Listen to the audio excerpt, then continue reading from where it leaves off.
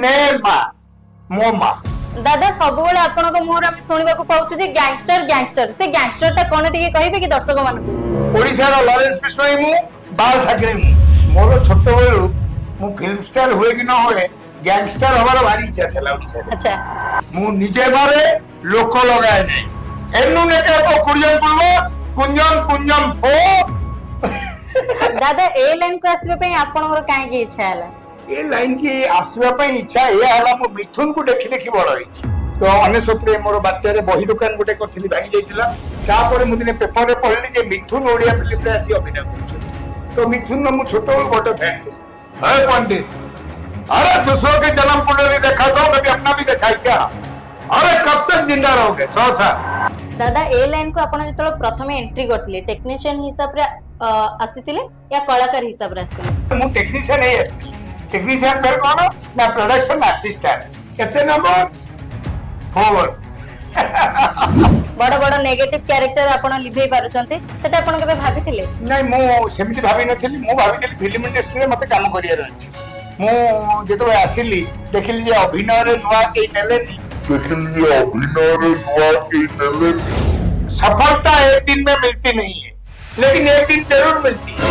4,50 लाख लोक चिन्नी गलेनी पुष्पा झुकेगा नहीं बेलू मत रखे थोई दूता है आउ एमिति केबे हेछि कि न खाए कि न सोई कि राति अनिद्रा है कि बहुत खटिचंती बट से माने परिश्रम रो पारिश्रमिक मिली पारिश्रमिक मिलने कहले पूरा आराम बाबू समय पड़ने अनुभव उत्तम मानती परिश्रम करथिले बाबू सानो 20 कोटी धरी घरे होई आपन केबे कष्ट लागेनी कि मु एते सारा परिश्रम कली किंतु टंका भी मते मिलिला नहीं 200 टका मिलथला 200 टका दिन को मिलथला सेही 200 टका नहीं मु घरे भात डाली मो मां को खाइ देछि।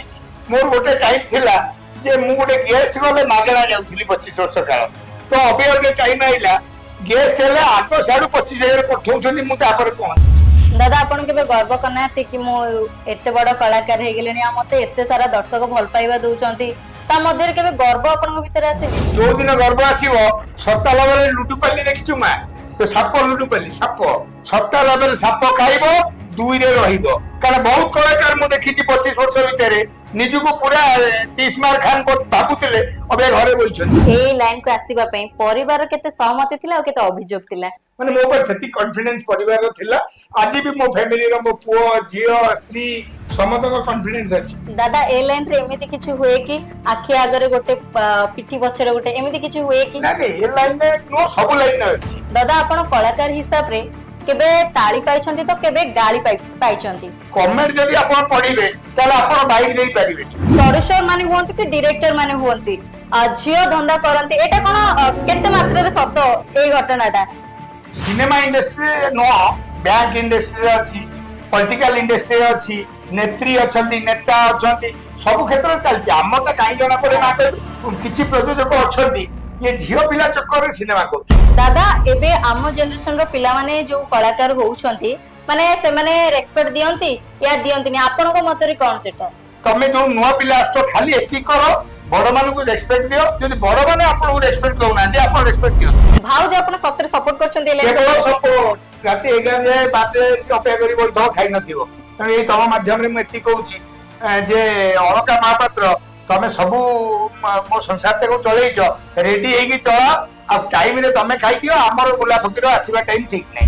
दादा हमें सुनिबा को पाइछ जे शनि महासेना गठन करिसंती सेटा करिवार उद्देश्य कोन पे करले तेरे शनि महासेना गठन एई करे हला शनि महासेना रो लक्ष्य जे एनी लोकर असुविधा रे जे कोन से असुविधा हो आमे शनि महासेना अछि एवं ए संगठन रे एबे हम पाखे कोटी 60 लाख टका अछि।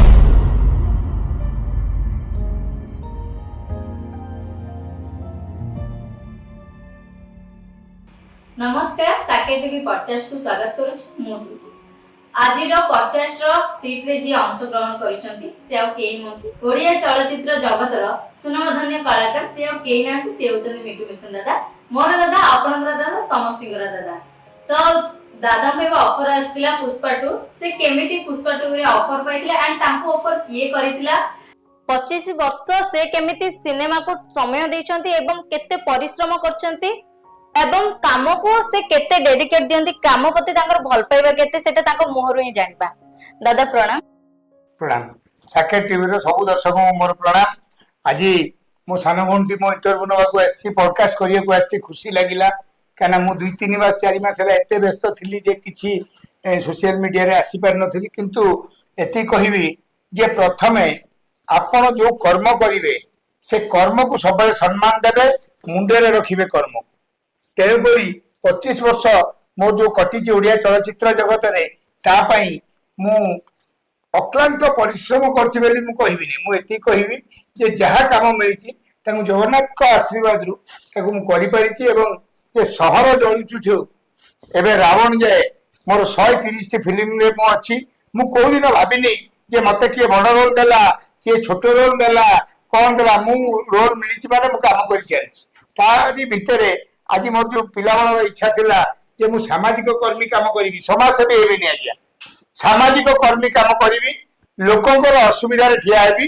ତାରି ପାଇଁ ଜାନୁଆରୀ 1ରୁ ପରିକଳ୍ପନା 2009ରେ କରିଥିଲି।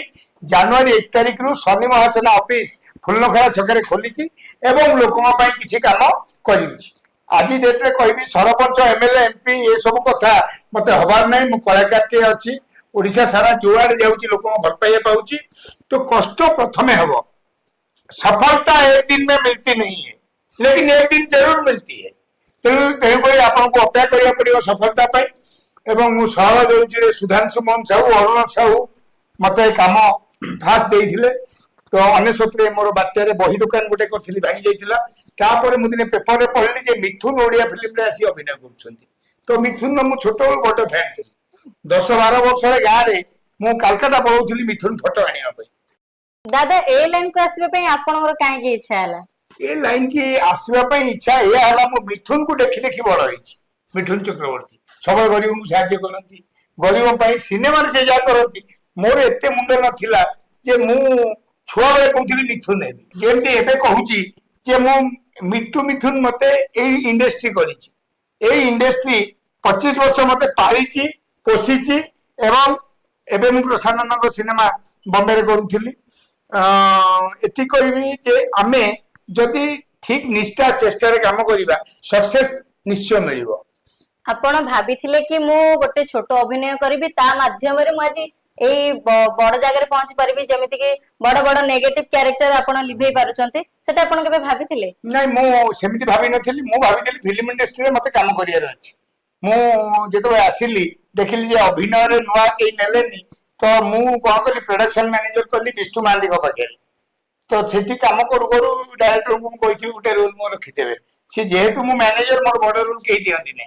एबे भी प्रशानंद सिनेमा करिया जाई, प्रशानंद कहले मिथुन तते कोन मु डाकिछि खाली फिल्म रोल करिया, तू टिके मते डायरेक्शन असिस्टेंट मते काम करियो। मु भाईना को सीधा कहिथिली, भाईना मु डायरेक्शन काम जानिनी, करि परिबि नाही। मुहरे एते कहिथिली ए 10 दिन तळे बॉम्बे रे। तेणु मो कहया कथा तमे जदि स्पष्टवादी आ क्लियर कट मनीषटी हेलो, जो अचीवमेंट को पहुंचबा चाहिए आप पहुंच पारे। तेणुकरी सब बेले सिनेमा लाइन रे मु कलाकार हेबी चेष्टा रत अच्छी, आज भी अच्छी। आज भी भावुनी कि 4,50,00,000 लोक चिन्ह गले पुष्पा झुकेगा ना बेलू मत रखे थोई दौना। दादा ए लाइन को आसीबा परे आपन को केते कष्ट करिया पड़तिला, एवं फिल्म लाइन रे जहां भी जति भी आपण कैरेक्टर पाइछंती कि जहां भी सेति प्रति केते कष्ट करिया पड़तिला? आउ एमिति केबे हेछि कि न खाय कि न सोय कि राति अनिद्रा है कि बहुत खटिचंती, बट से माने परिश्रम रो पारिश्रमिक मिलिनी? पारिश्रमिक मिलने कहले पूरा आराम हो समय पड़ने अनुभव तू बहुत पारिश्रमिक बहुत खटिला पर मिलेनी आया सेठी मन दो नाही। आमे जो पारिश्रमिक खटितले उत्तम मांडी परिश्रम करथिले। बाबूसान 20 कोटी धरी घरे होइछंती बो बगेरे, बुझबेलो मो उठु हुतरे। तेनु करी उत्तम मांडी की माउस भात खोइकी लोक गुडे पिक्चर कर दैछंती। आपन केबे कष्ट लागेनी कि मु एते सारा परिश्रम कली किंतु टंकाडे भी मते मिलिला? 200 टका मिलथला, 200 टका दिन को मिलथला। सेई 200 टका नै मु घरे भात डाली मो मां को खाइ देछि। सुनतु आपन जे काम सिखि नांती सेते बेला आपन जे डिमांड करबे आपन केई खोजिबेनी। मोर गोटे टाइम थिला जे मु गोटे गेस्ट गले मागणा जाउथिली 25 वर्ष काल। तो अबे अबे टाइम आइला गेस्ट हेले आगो साडू 25,000 पठौछनी, मु तापर पहुंचुची। सुना एटा गर्व नुह, एटा सम्मान। कारण आमे ଯଦି ଲୋକଙ୍କ ପାଖରେ ଆଦୃଢ ହେଲେ ପବ୍ଲିକ ଯୋଉ ରହିଲେ ତାଙ୍କ ସାଙ୍ଗରେ ଯଦି ନ ରହିବା ତାହେଲେ ଆପଣ କଳାକାର ଆଗକୁ ଯାଇପାରିବେନି। କଳାକାର ହବା କଷ୍ଟ କାହିଁକି ନା କଳାକାର କୋଉ ଅଂଶ ନେଇକି କଳାକାର ଆପଣ ହେଇଛନ୍ତି? କଳାକାର ହେଇଛନ୍ତି ଜଗନ୍ନାଥଙ୍କ ଅଂଶ ନେଇ। ଜଗନ୍ନାଥ ଅଂଶରୁ ଯଦି ଗୋଟିଏ ଅଂଶ ଆପଣଙ୍କ ପାଖରେ ଅଛନ୍ତି ମାନେ 100 ନୁହଁ 0.5% 1/2 ବିନ୍ଦୁଏ ତାହେଲେ କଳାକାର ହେଇପାରିବେ। ଦାଦା ଆପଣ କେବେ ଗର୍ବ କରିନାହାନ୍ତି କି ମୁଁ ଏତେ ବଡ କଳାକାର ହେଇଗଲିଣି ଆଉ ମତେ ଏତେ ସାରା ଦର୍ଶକ ଭଲ ପାଇବା ଦଉଛନ୍ତି, ତା ମଧ୍ୟରେ କେବେ ଗର୍ବ ଆପଣଙ୍କ ଭିତରେ ଆସିନି? ଯୋଉ ଦିନ ଗର୍ବ ଆସିବ ସତା ଲାଭରେ ଲୁଡୁପାଲି ଦେଖିଛୁ ମା? ତ ସାପ ଲୁଡୁପାଲି ସାପ ସତା ଲାଭରେ ସାପ ଖାଇବ 2ରେ ରହିବ। କାରଣ ବହୁତ କଳାକାର ମୁଁ ଦେଖିଛି 25 ବର୍ଷ ଭିତରେ ନିଜକୁ ପୁରା ତିସ୍ମାର ଖାନ ଭାବୁଥିଲେ ଏବେ ଘରେ ବଇଛନ୍ତି। ତେଣୁକରି ଆପଣ ଯେତିକି କାମ ମିଳୁଛି ସବୁଦିନ ଖୁସି ହେବେ ଯେ ଭଗବାନ ଆପଣଙ୍କୁ ସବୁଦିନ କାମ ଦଉଛି।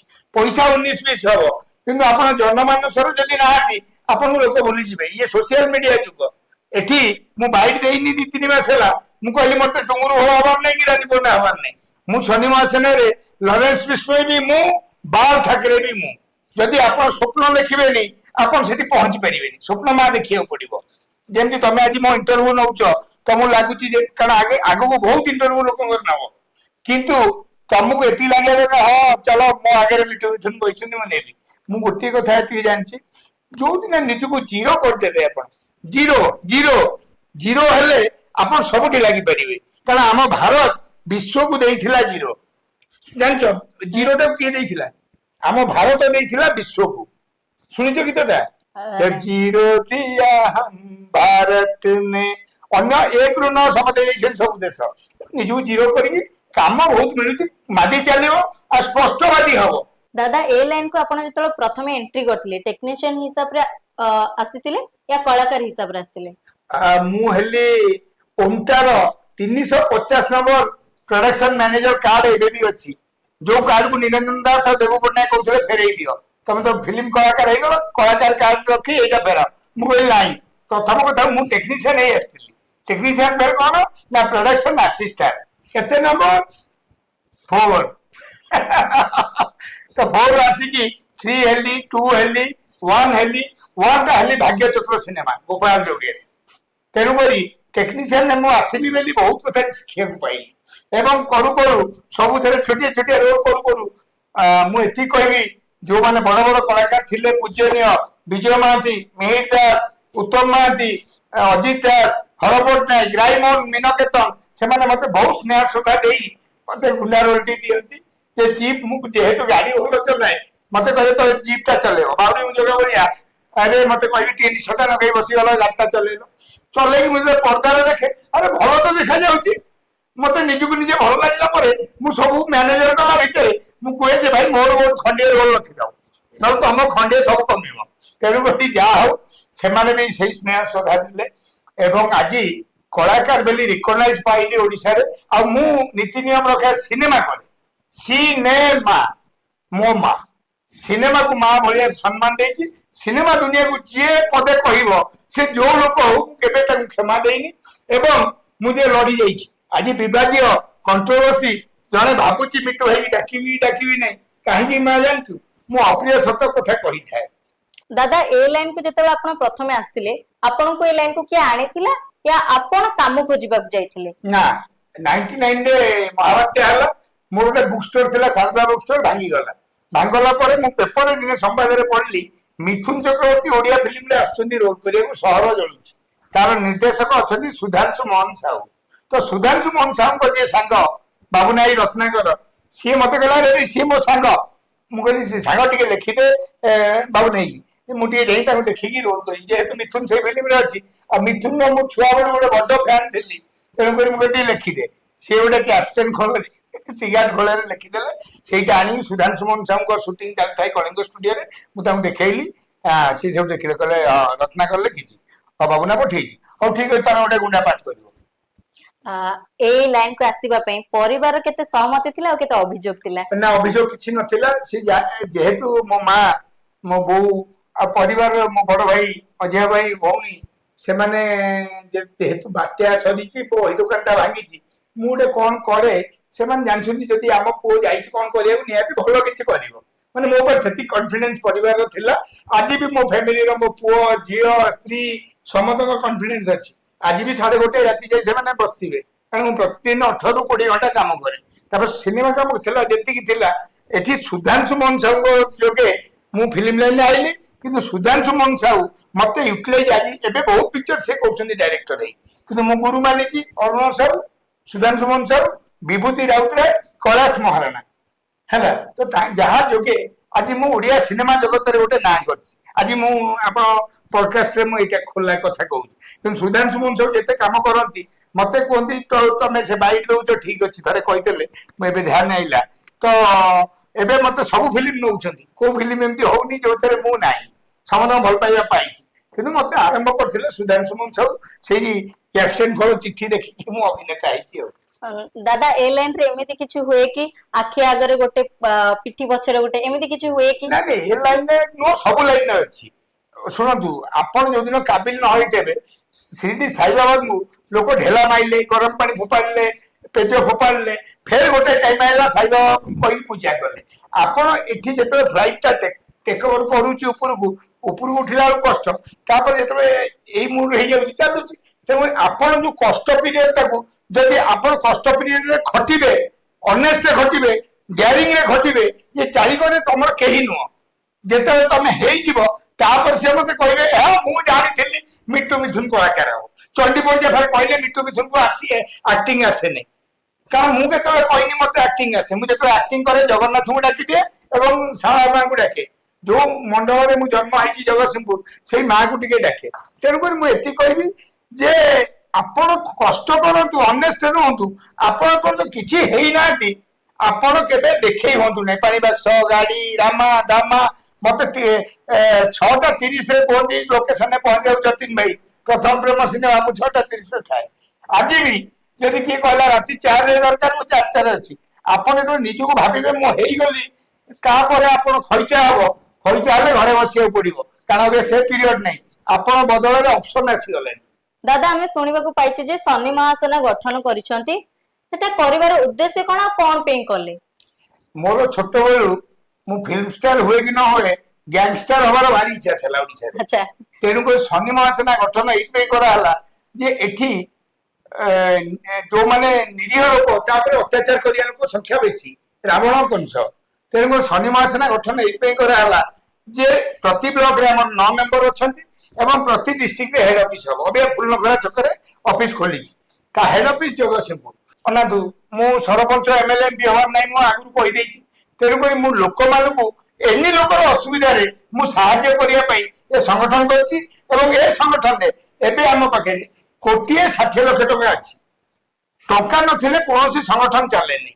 ଆଉ ଆ ଦେହରେ ଲୋକଙ୍କ ଦ୍ଵାରା ଲୋକଙ୍କ ପାଇଁ ସମସ୍ୟା ସମାଧାନ ଶନି ମହାସେନା। ସେଇ ଶନି ମହାସେନାରେ ମୁଁ ଲୋକଙ୍କ ପାଇଁ କାମ କରୁଛି, ମତେ ଆତ୍ମଶାନ୍ତି ମିଳୁଛି। କାହିଁକି ନା ମୁଁ ଯେତେବେଳେ ଅସୁବିଧାରେ ଥିଲି, ଓଡିଶା ସାରା ଲୋକ ମୋ ସାଙ୍ଗରେ ଥିଲେ। ତେଣୁକରି ଶନି ମହାସେନାର ଲକ୍ଷ୍ୟ ଯେ ଏନି ଲୋକର ଅସୁବିଧାରେ, ଯେକୌଣସି ଅସୁବିଧା ହଉ, ଆମେ ଶନି ମହାସେନା ଅଛୁ। ସେଇଥିପାଇଁ ମୁଁ ସବୁବେଳେ କୁହେ, ଓଡିଶାର ଲରେନ୍ସ ବିଷ୍ଣୋଇ ମୁଁ, ବାଳ ଠାକରେ ମୁଁ, ସୁଭାଷ ବୋଷ, ଚନ୍ଦ୍ରଶେଖର ଆଜାଦ, ଭଗତ ସିଂ, ଖୁଦିରାମ ବୋଷ, ତା ଫଟୋ ମରା ହେଇଛି ଆମ ଛାତିରେ। ଯଦି ଆମେ ଷ୍ଟ୍ରଙ୍ଗ ହବାନି ତ ଲୋକଙ୍କୁ ସାହାଯ୍ୟ କେମିତି କରିବା? ଦାଦା ଆପଣ କଳାକାର ହିସାବରେ କେବେ ତାଳି ପାଇଛନ୍ତି ତ କେବେ ଗାଳି ପାଇଛନ୍ତି, ତ ଆପଣ ନେଗେଟିଭ ହିସାବରେ ଲୋକମାନେ ଗାଳି କରନ୍ତି, ଆପଣଙ୍କୁ କେବେ ଖରାପ ଲାଗେନି କି ମତେ ଏତେ ସାରା ଲୋକ ଭଲ ପାଉଛନ୍ତି ଆଉ ଏତେ ସାରା ଲୋକ ଗାଳିରେ ପୋତି ଦଉଛନ୍ତି, ଯୁଆଡେ ଗଲି ଭାବୁଛନ୍ତି ଏ ନେଗେଟିଭ,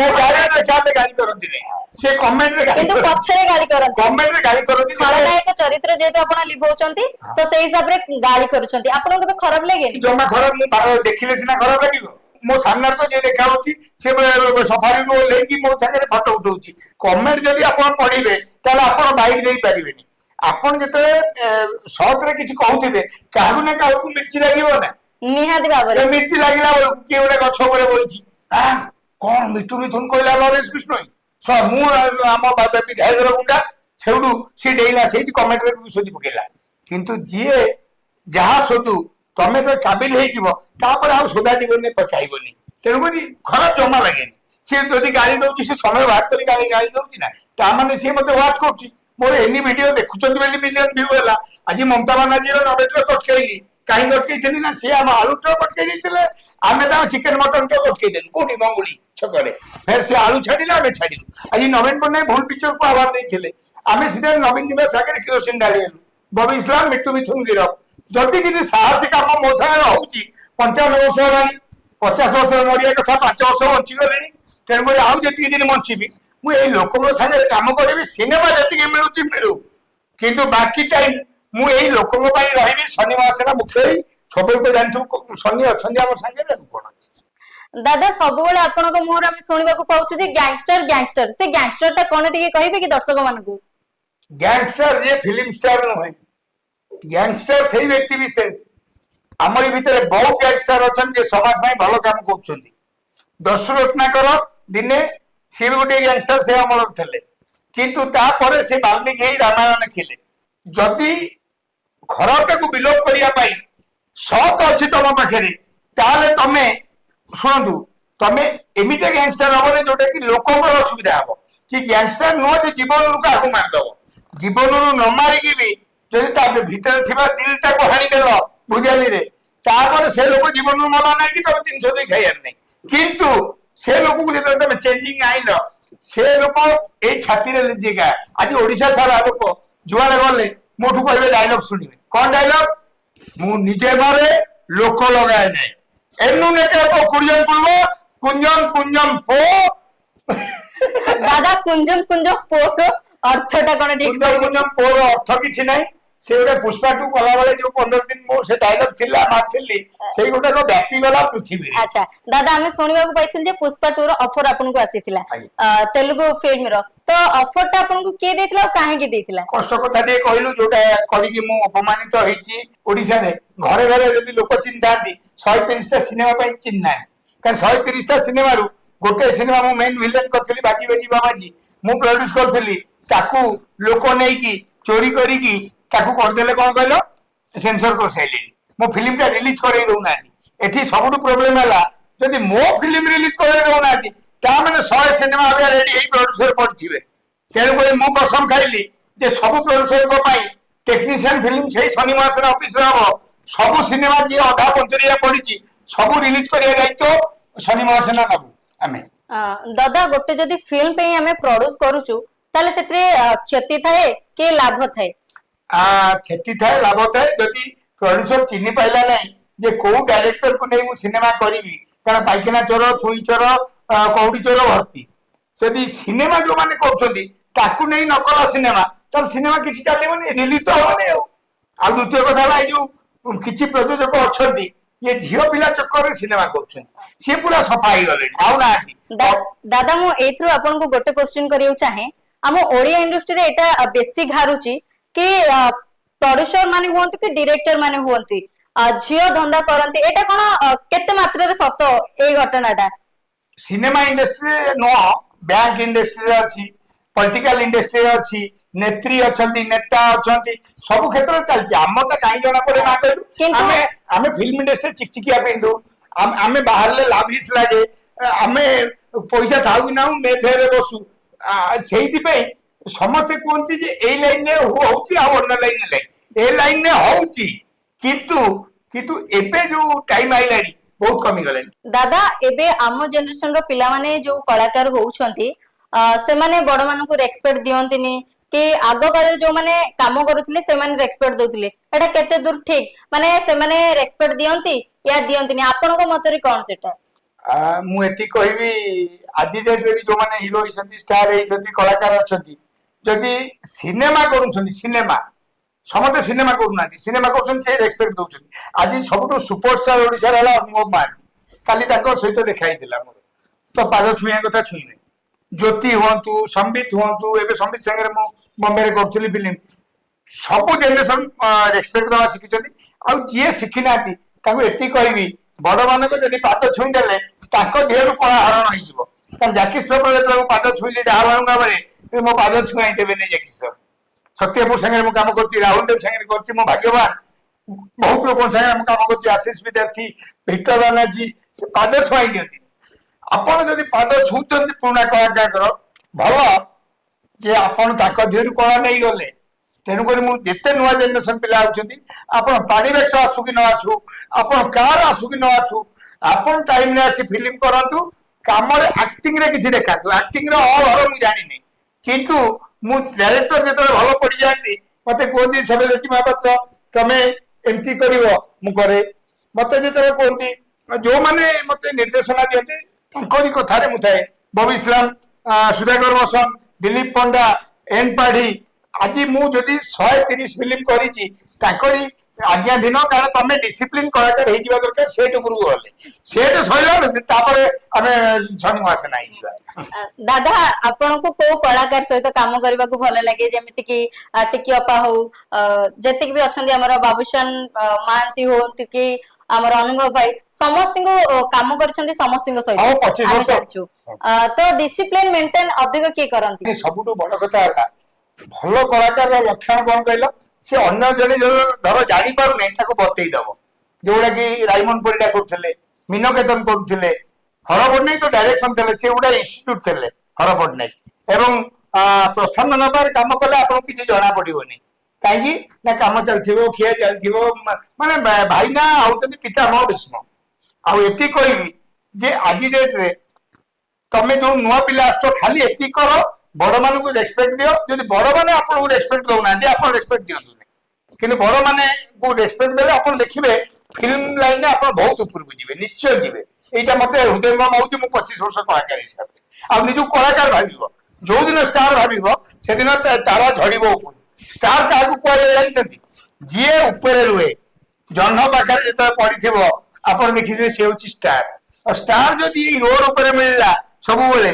ସେ ଷ୍ଟାର ନୁହଁ ଆମେ କାହିଁ କଳାକାର ନିଜକୁ କହୁଛୁ କହିଲ ଆଜି 25 ବର୍ଷ ତଳେ ବି ବାଇକ୍ ଚଲାଉଥିଲି ଆଜି ବି 2-3 ଖଣ୍ଡ 4 ଥିଲେ ବି ମୁଁ ଯୁଆଡେ ଯାଏ ସୁଟିଂ ସେଟ୍ ଗାଡି ନେଇକି ଯାଏ ହେଲା ତେଣୁକରି ଗାଡି ନେଇକି ଯାଆନ୍ତୁ ସବୁ କରନ୍ତୁ କିନ୍ତୁ ଧ୍ୟାନ ଦିଅନ୍ତୁ ଅଭିନୟ ଉପରେ ଯଦି ଅଭିନୟ ନାହିଁ ଲମ୍ବା ଟାଇମ ଆପଣ ଟିକିବେନି ରହିପାରିବେନି ଦାଦା ମୋର ଗୋଟେ ଶେଷ କ୍ୱେଶ୍ଚିନ୍ ଆପଣଙ୍କୁ କଳାକାର ହବା ପାଇଁ ସତରେ ଆମକୁ ସେତିକି ପରିଶ୍ରମ କରିବାକୁ ପଡିଥାଏ ନା କଣ କଲେ ଆମେ ଗୋଟେ ଭଲ କଳାକାର ହେଇପାରିବା ଆଉ ଆପଣ ଏତେ ବଡ କଳାକାର ହେଇଛନ୍ତି ମତେ ଗୋଟେ ଲାଷ୍ଟ ଡାଇଲଗ ଶୁଣିବାର ଅଛି ଆଉ ଆମ ଦର୍ଶକ ମାନଙ୍କୁ ବି ଡାଇଲଗ ଶୁଣିବାର ଅଛି ଆପଣଙ୍କ ମୁହଁରୁ ପଦେ ଦର୍ଶକ ମାନଙ୍କ ପାଇଁ ହଉ ତାହେଲେ ପ୍ରଥମେ ଡାଇଲଗ ଟେ ସାରିଦବା ମୋ ଗୁରୁ ହର ପଟ୍ଟନାୟକ ରାୟମଣ୍ଡ ମୀନକେତନ ଆଉ ମିଥୁନ ଚକ୍ରବର୍ତ୍ତୀ ଟିକେ ଟିକେ ଶୁଣିଦବା ନା କଣ ଓଡ଼ିଶାବାସୀ କହୁଛନ୍ତି ରେଡି ତ प्रथम डायलॉग जीवा मिथुन चक्रवर्ती अरे पंडित अरे दूसरों के जन्म कुंडली देखा तो कभी अपना भी देखा है क्या अरे कब तक जिंदा रहोगे 100 साल अरे झूठ बोल रहा था सारा 100 साल जिंदा रहेगा अरे काहे मर गए घर में गंगा जल ना ही शराब पी ले मन में पेपीला सा आ जाए और तारे विचार अरे छोटे लगो अरे तेरा दस्खत तो मैं दूंगा मेरा दस्खत तू देगा ये वाला मो गुरु मिथुन चक्रवर्ती तापर हर पट्टनायक अबे नाई नाई नाई नाई नाई नाई नाई नाई नाई नाई नाई नाई नाई मो अबे रोनिया पुओ मानिया मारन चकमा चूर तामन से मते चैलेंज दवा को आई कौन से मते चैलेंज दवा को आई अबे अबे रोनिया पुओ मानिया बे ए नियमसानी मते टिके संस्कृत पढे दे होइलो मु जेतिकी दिए सेतिकी निये दबारे से पढ़े मु निये नी खाली देई दिए मते लागती तते डाक्टरी माइना करिया को पड़िबो नले तो स्त्री तते छाड़ी काई पळेला स्त्री को जोगिले कामेरे बाथा काम को जोगिले स्त्री हेई कला था धन्यवाद मु गोटे कथा कहबी सबलो हिट रखला मोर एनु नेता को कुंजम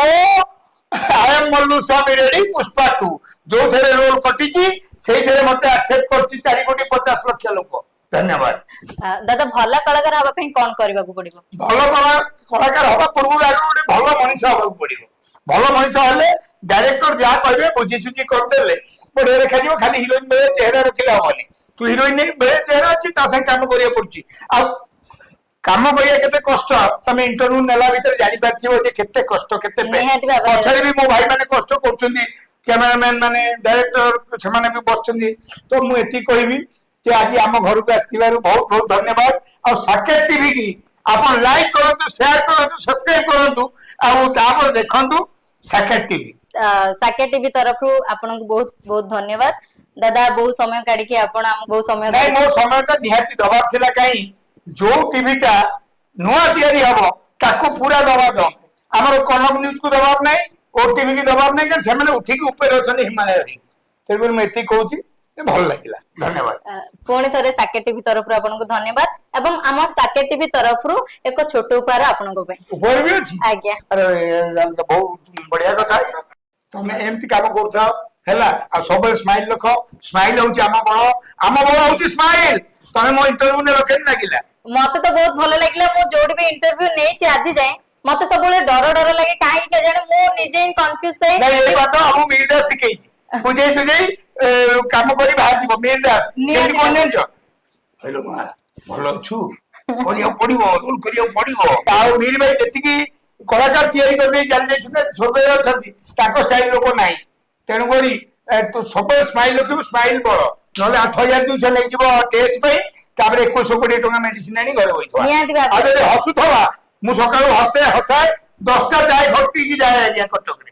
କାହିଁକି କହିଲେ ସମସ୍ତଙ୍କୁ ହସେ ଆଉ ଚା ଖଟିରେ ଯୋଉ ଖବର ମିଳିବ ସେ ଖବରଟା ଆଣି ମୁଁ ତମକୁ କହିଦେଲା ବେଳୁ ତମେ ଭାବ ମିଠୁ ମିଠୁନ କହିଲା ନାଇଁ ସେ ଚା ଖଟି ଖବର ନିହାତି ଭାବରେ ଆମେ ଅନେକ ସିନେମାରେ ବି ଦାଦାଙ୍କ ସହିତ ଦେଖାଇଛି ଆଜି ଫାର୍ଷ୍ଟ ଟାଇମ ମୁଁ ଦାଦାଙ୍କ ସହିତ ଇଣ୍ଟରଭ୍ୟୁ ନେଇଛି ଆଉ ଦାଦାଙ୍କର ବ୍ଲେସିଂ ଥାଉ ବାସ୍ ସବୁବେଳେ ଆଶୀର୍ବାଦ ଅଛି ସାକେତ ଟିଭି ଆଉ ମୋ ସାନ ଭଉଣୀ ଐଶ୍ୱର୍ଯ୍ୟା ଉପରେ ପୁରା ଅଛି କିଛି ଅସୁବିଧା ନାହିଁ ଦାଦା ପୁଣି ଥରେ ଆପଣଙ୍କୁ ସାକେଟ ଟିଭି ତରଫରୁ ଧନ୍ୟବାଦ ଜଣାଉଛୁ ସାକେଟ ଟିଭି ତରଫରୁ ଆପଣଙ୍କୁ ଗୋଟେ ଛୋଟ ଉପହାର ଅଛି ଉପହାର ଅଛି ଏଇଟା ସାକେତ ଟିଭି ର ଏଇଟା ଆଜ୍ଞା ଆଉ ତମକୁ ଐଶ୍ୱର୍ଯ୍ୟା କହିଲି ତମ ନାଁ କଣ ସୁଇଟି ସୁଇଟି ବି ଆମ ହିରୋଇନ ଅଛି ଓଡିଆ ଫିଲ୍ମରେ ତ ଏଇଟା ଯୋଉ ଆଇଲା ଟିଭି ତରଫରୁ ଏଇଟା ସକାଳୁ ଭାଉଜ ଆଗରେ କଫି କରିକି ଦବ ମୁଁ ପିଇବି ଆଉ ମୋ ସ୍ତ୍ରୀ ଅଳକା ମହାପାତ୍ର ଆଉ ଗୋଟେ କ୍ୱେଶ୍ଚିନ୍ ମୁଁ ଭୁଲି ଯାଇଛି ଭାଉଜ ଆପଣ ସତରେ ସପୋର୍ଟ କରୁଛନ୍ତି କେବଳ ସପୋର୍ଟ ରାତି 11 ଯାଏ ବାରରେ ଅପେକ୍ଷା କରି ବଇଥିବ ଖାଇନଥିବ ତେଣୁ ଏଇ ତମ ମାଧ୍ୟମରେ ମୁଁ ଏତିକି କହୁଛି ଯେ ଅଳକା ମହାପାତ୍ର